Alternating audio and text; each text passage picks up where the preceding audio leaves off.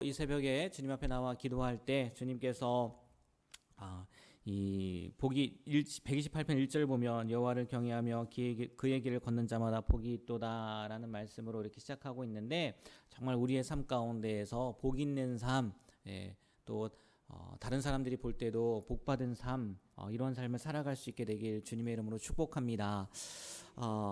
다른 시편이죠. 128편, 129편 전혀 다른 이야기예요. 하나는 복 있는 가정에 대한 이야기를 하는 거고, 하나는 또 고난에 대한 이야기를 하는데, 이거를 한번 연결해서 한번 말씀을 드리고, 또 이 말씀을 통해서 우리가 적용해야 될 점, 이런 부분들에 대해서 한번 나눠봤으면 좋겠어요. 한 편 한 편 이렇게 따로따로 했으면, 예전에 한 장씩 했던 것처럼 따로따로 했으면 한번 또 다른 말씀이 되었을 텐데, 이렇게 연결해서 하면 또 이렇게도 연결할 수 있겠구나라는 생각이 들 수 있겠더라고요.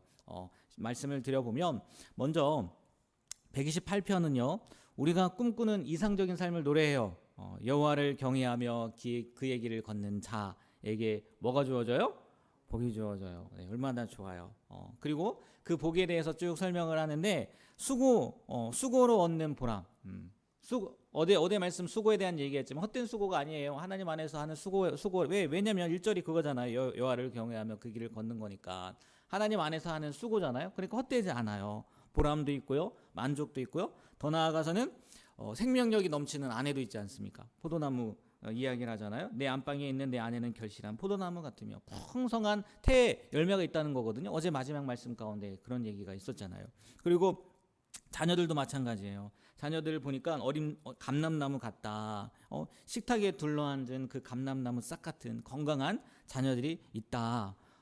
그런 얘기거든요. 근데 이거는요 단순히 물질적인 풍요를 넘어서 하나님 안에서 얻는 삶의 기쁨, 그리고 하나님 안에서 얻는 그 가정의 평안, 그것이 얼마나 복된 일이냐라는 것을 보여주는 말씀이 시편 128편이라는 거예요. 근데 연결해서 한번 말씀을 드린다고 했잖아요. 129편. 우리의 삶은요, 이런 복된 삶은 128편만으로 완성되지 않는다는 거예요. 무슨 얘기냐? 129편에 보면은 무슨 얘기들이 나와요? 고난에 대한 얘기들이 나와요. 고난. 얼마나 힘들면요. 3절 말씀, 129편 3절 말씀 한번 보세요. 2절은 괴롭히기도 했어요. 근데요. 3절 말씀 한번 보세요. 3절 말씀. 다 같이 한번 읽어볼까요? 밭가는 자들이 아멘. 이 무슨 말이에요? 얼마나 힘들었는지 내 등을 갈아서 고랑을 길게 지었다는 거예요. 예상치 못한 어려움, 아픔으로 인해서요 등에 깊은 상처가 남을 정도로 그런 어려움을 겪었다. 만약에 가정으로 이렇게 적용해서 이야기한다면 가정의 평안이 흔들리고, 그래도 우리의 삶에서 적용한다면 우리의 삶을 무너뜨리는 그 세상의 공격이 정말 우리의 삶 가운데 있었다는 거죠. 없지 않다는 거예요. 정말 그도 그럴 것이요. 우리 인생을 살다 보면 그런 일들을 겪게 마련이잖아요. 고난 없는 인생이 없잖아요. 가정도 마찬가지고, 직장에서도 마찬가지고, 사회에서도 마찬가지고, 또 관계에서도 마찬가지고. 그렇다면 하나님께서 주시는 복, 앞에서 이렇게 복에 대한 이야기했는데, 그게 도대체 무엇일까? 이 128편, 198편을 이렇게 연결해서 보면요, 이렇게 생각할 수 있다는 거죠. 어떻게 생각할 수 있냐?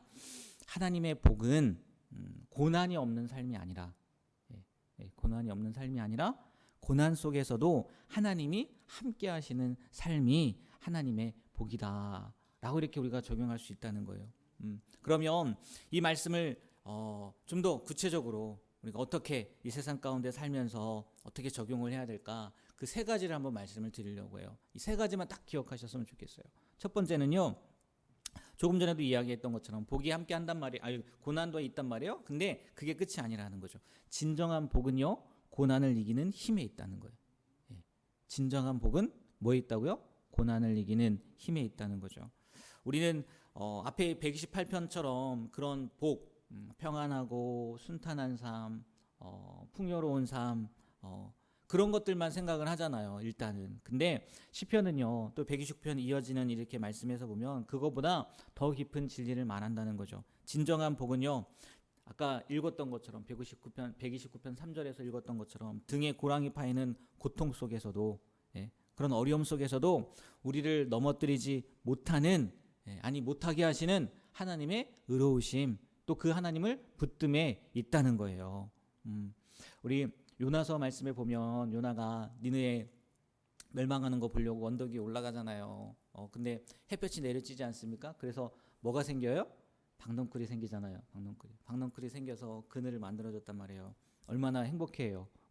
근데 그게 하루 만에 다 말라버리잖아요. 우리가 하나님께서 우리에게 주시는 복은요, 그렇게 하루 만에 말라버리는 세상 번영이 아니라 어떤 시련에서도 굳건히 서서 결국은 승리하는 삶이 진짜 하나님이 말씀하시는 복이고 우리가 누려야 될 복이라는 거죠. 어떻게 그것을 누릴 수 있냐? 128편 1절처럼 우리가 하나님을 경외하고 그분 안에 붙어 있다면 이런 풍요로움뿐만이 아니라 인생에서 오는 그 어려움 가운데에도 하나님이 함께 하시니까 이길 수 있다는 믿음이 있는 거고, 또 결국은 이기게 된다는 거죠.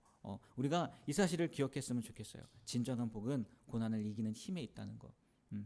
그렇지 않겠습니까? 세상 가운데 나가서요, 누구나가요 복 받으면 즐거워할 수 있고 기뻐할 수 있고요, 이야기할 수 있어요. 나 이런 복 받았다. 근데 고난 가운데 그것을 복이라고 생각을 하고 그것을 이기는 모습을 얼마나 많이 보여주겠냐는 거예요. 우리가요 그러한 인생이 되었으면 좋겠어요. 그러한 인생이 세상과 똑같은 복 있는 사람 그 기준이 아니라 하나님이 보실 때 복 있는 사람의 기준이 되길 주님의 이름으로 부탁드립니다. 그리고 두 번째는요, 그러기 위해서는 어떻게 해야 되냐? 가정과 일터, 학생이라면 또 그 학교 현장이 되겠죠. 영적 전쟁의 최전선으로 여기라는 거예요. 가정도 영적 전쟁의 최전선이고요. 일터도 영적 전쟁의 최전선이고요. 학생들로 치면 공부하는 그 학교의 그 자리도 영적 전쟁의 최전선이라는 거죠. 시편 128편 그 아름다운 가정 단 저절로 이루어지겠습니까? 저절로요? 아니에요. 저절로 이루어지지 않아요. 첫째는 하나님을 경외하는 태도겠죠. 경외하는 자라고 얘기했으니까. 그리고요, 매 순간 하나님의 말씀에 따라 사는 그 노력이 없이 그런 가정이 평탄한 가정이 되겠습니까? 아닐 거예요. 그래서요, 이 복을 못 누리게 하려고 사단은요 틀림없이 공격할 거라는 거죠. 가정을 공격할 거고, 우리의 일터를 공격할 거고, 우리 학교 생활을 공격할 거란 말이에요. 이 128편의 축복이요, 129편의 그 고난 속에서만 진정으로 빛을 발한다는 사실을요 기억을 하셨으면 좋겠어요.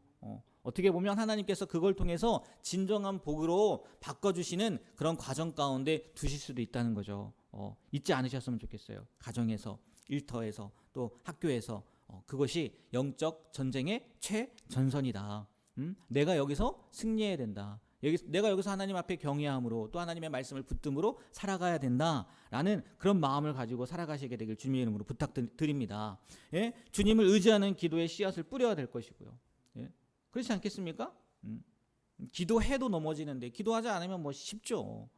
주님을 의지하는 기도의 씨앗을 뿌려야 될 것이고, 또 말씀이라는 그 반석 위에 가정을 세우고 일터를 세우고 학교를 세우고 그런 거룩한 싸움을요 우리가 놓치지 않고 멈추지 않는 그런 귀한 삶을 살 때 우리의 삶과 우리의 가정, 우리의 학교가요 어떤 시련에도 흔들리지 않는 천국이 될 줄 믿습니다. 최전선이에요.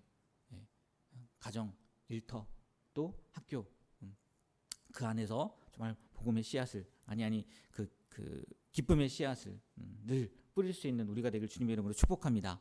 그리고 마지막 하나만 더 말씀드리면, 우리의 복은요, 이것도 예전에 말씀드렸던 것 같긴 한데 우리 안에서 끝나는 게 아니라 다음 세대와 공동체 안에도 뭐 해야 돼요? 흘러가야 되는 거예요. 그리고 흘러가야만 해야 돼요. 흘러가야 되고 또 가야만 해요. 시편 128편의 축복을요 개인의 삶에만 머물게 하면 안 된다는 거예요. 6절 말씀 보세요. 128편 6절 6절 말씀 다 같이 한번 읽어볼까요? 내 자식의 아멘. 그냥 이거를요, 그냥 자식 낳고 잘 살아, 행복하게 살아라고 생각하면 안 된다는 거죠. 그 복을 자식에게, 또 내 자식의 자식에게 연결할 수 있도록 가르치라는 얘기예요. 그렇게 살라는 얘기예요. 그리고요, 그 개인뿐만 아니라 보세요. 5절 말씀도 128편 5절도 한번 볼까요? 여호와께서 시온에서 내게 복을 주시려자다 너는 평생에 예루살렘의 번영을 보며. 이것도요 그냥 장수하니까 그냥 그런 의미로 장수하니까 예루살렘이 번영하는 것을 보게 될 거다라고 이렇게 해석하고 적용하면 안 된다는 거죠. 예루살렘의 번영을 볼 수 있을 정도로 우리가 그 공동체 가운데에도 뭘 하는 거예요? 복을 보여줘야 된다는 거예요. 복을 전달해 줘야 된다는 거예요. 우리의 복은요 나로만 끝나면 안 돼요. 하나님께서도 그렇잖아요. 아브라함한테 뭐라고 얘기합니까? 너는 복의 근원이 될지라예요. 무슨 얘기예요? 흘러간다는 얘기예요. 흘러간다는 얘기. 너 혼자 복 받고 끝내가 아니란 말이에요. 우리가 진짜 복 있는 삶을 산다 그러면 나뿐만이 아니라 다음 세대뿐만이 아니라 우리가 속해 있는 공동체까지도 그 복이 뭐하게 해요? 흘러가게 해야 되는 거예요. 흘러가야만 하고요. 흘러가게 해야 된다는 거죠. 정말 오늘 우리가요 오늘 하루도 주님 안에서 주님을 경외하는 삶을 살아감으로 말미암아 나뿐만 아니라 우리의 자녀들이 또 우리의 이웃들이 또 우리에게 주신 그 축복의 열매를 보고 하나님 앞에 영광을 돌릴 뿐만이 아니라 우리가 고난 속에서도 힘을 내고 이겨내는 모습을 통해서 진정한 복 있는 사람은 저렇게 사는 사람이구나 라고 인정받게 되는 그런 귀한 삶을 사시게 되길 주님의 이름으로 축복합니다. 우리의 삶에는요 오늘 말씀 시편 128편처럼 또 129편처럼 그러한 일들이 동시에 펼쳐진다는 거예요. 오늘 하루 살면서도요 하나님의 아름다운 복, 하나님 주시는 축복을 누리세요. 그리고요 동시에 어떤 고난 속에서도 흔들리지 않는 그런 믿음을 가지고 살아가시는 복된 자녀가 되길 주님의 이름으로 부탁드립니다. 기도하겠습니다. 하나님 아버지, 우리의 삶과 가정이 주님을 경외함으로 가득하게 되길 소망합니다. 주님께서 주시는 복을 감사하며 누리게 하시고 동시에 어떤 고난 속에서도 낙심하지 않고 주님만을 의지하는 우리가 되게 하여 주시옵소서. 우리를 또 우리의 모든 삶을 지키시는 하나님을 신뢰하고 또 날마다 승리의 삶을 살아가게 하여 주시옵소서. 또 그것이 우리뿐만이 아니라 다음 세대와 또 우리가 속해 있는 공동체에도 펴져나갈 수 있는 그런 정말 복된 인생이 되길 소망하며 예수님의 이름으로 기도합니다. 아멘.